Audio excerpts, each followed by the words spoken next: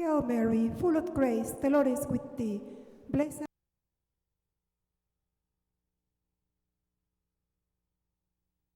the dead, to him be glory and power forever and ever. Hallelujah, hallelujah, hallelujah.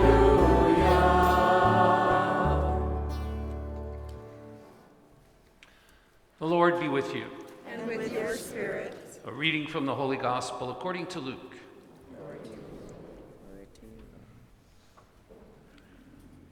Some Sadducees, those who deny that there is a resurrection, came forward and put this question to Jesus, saying, "Teacher, Moses wrote for us, if someone's brother dies, leaving a wife but no child, his brother must take the wife and raise up descendants for his brother.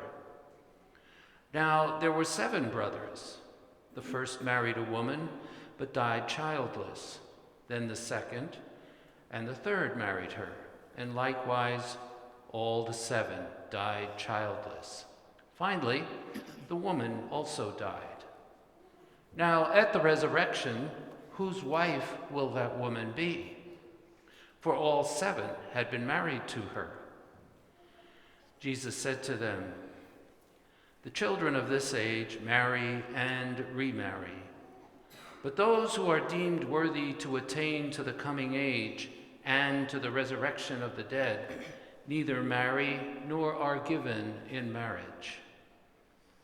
They can no longer die, for they are like angels, and they are the children of God, because they are the ones who will rise. That the dead will rise, even Moses made known in the passage about the bush, when he called out, 'Lord, the God of Abraham, the God of Isaac, and the God of Jacob.' And he is not the God of the dead, but of the living, for to him all are alive." The Gospel of the Lord. Praise to you, Lord Jesus Christ. Be wiped away.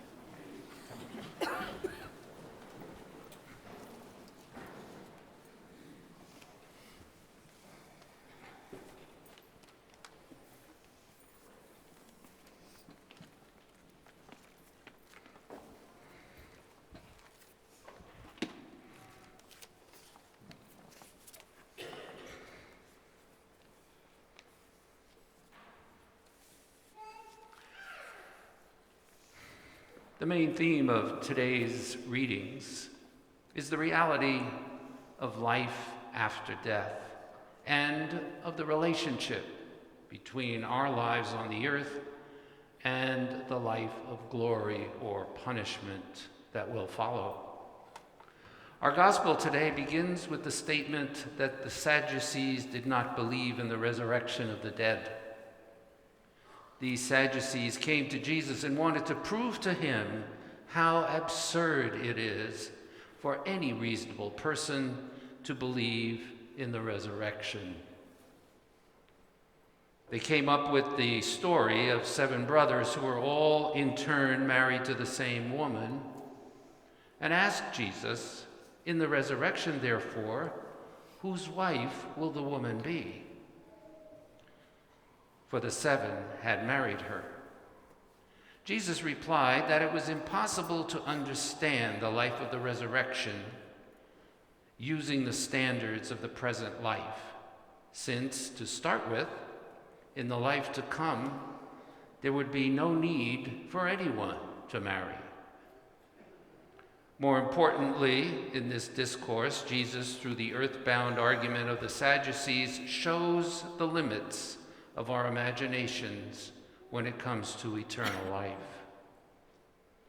The Sadducees argued against resurrection because they did not imagine another possibility for existence. They saw things only in terms of this world. Jesus' response has to do with why there must be resurrection. There is a resurrection because God is a God of the living.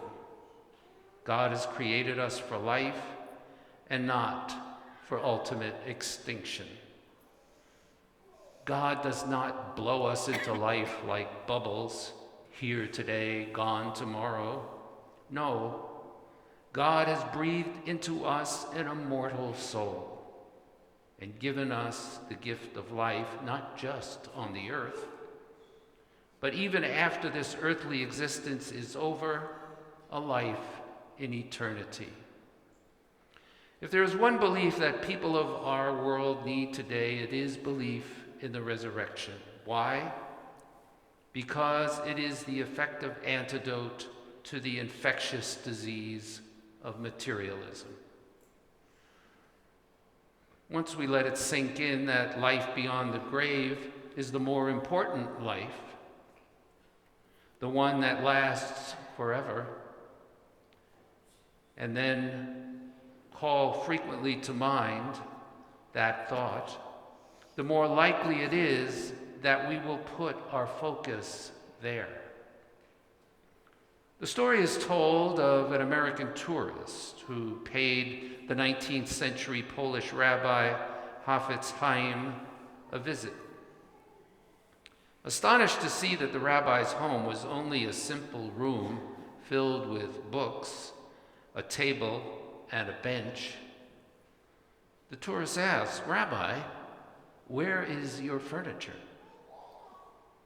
"Where is yours?" replied the rabbi. "Mine?" asked the puzzled tourist.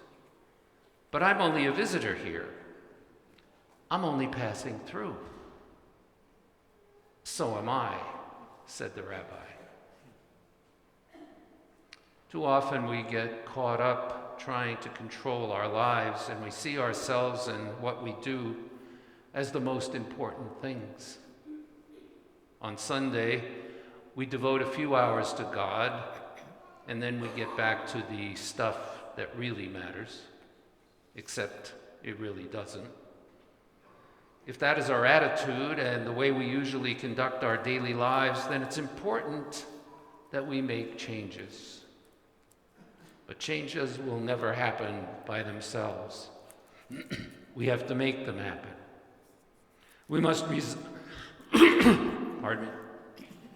We must resolve to spend a certain time in the day, preferably during the daylight hours, to stop and pray for a few moments, to acknowledge the special place He has in our lives, and to keep in mind that, like the rabbi, we too are only visitors.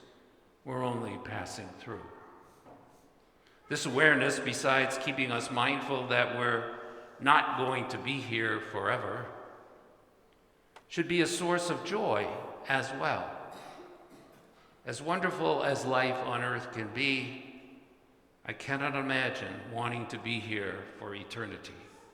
Although Jack LaLanne, the fitness guru who lived to be 96, commented when he turned 90, "I can't die. It would spoil my image."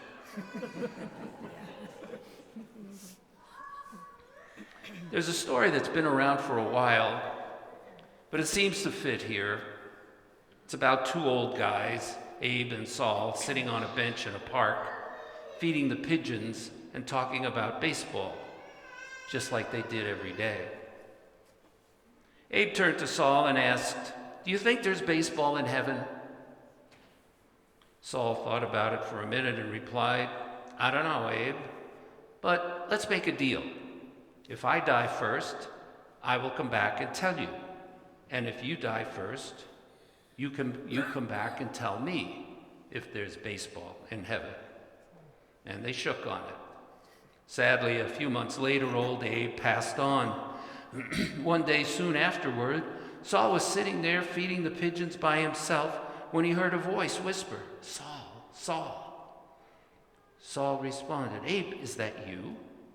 "Yes, it is, Saul," whispered the spirit of Abe. Saul, still amazed, asked, "So, is there baseball in heaven?" "Well," he said, "I got good news and I got bad news." "Well, give me the good news first," said Saul. "Well, there is baseball in heaven." Saul said, "That's great. What news could be bad enough to ruin that?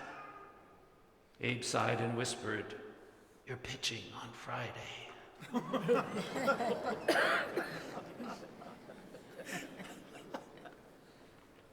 This bit of humor is funny because Abe is telling Saul that he's going to die very soon, but the message is communicated in a cloaked manner. Abe never uses the word death. And the story doesn't sound morbid because it makes the assumption that there is life after death. Resurrection and the prospect of eternity with God is joyful news. Let us thank God today for revealing to us the mystery of the resurrection. Let us reaffirm our belief in the life of the world to come, since this is the most effective way to escape the stranglehold of materialism in our lives here on earth. Do we understand exactly how it will be in the life of the resurrection? Of course not. What we are talking about is contained in the words of St. Paul, quoting Isaiah in his first letter to the Corinthians. What eye has not seen, and ear has not heard, and what has not entered the human heart, what God has prepared for those who love him. The Sadducees did not believe in the resurrection and could not imagine a life beyond this one. Jesus proposes that the possibilities of resurrected life are beyond our imagination. And he suggests something else as well, and that is that an eternal relationship is possible with God because God is a God of the living. For to him all are alive. God bless you.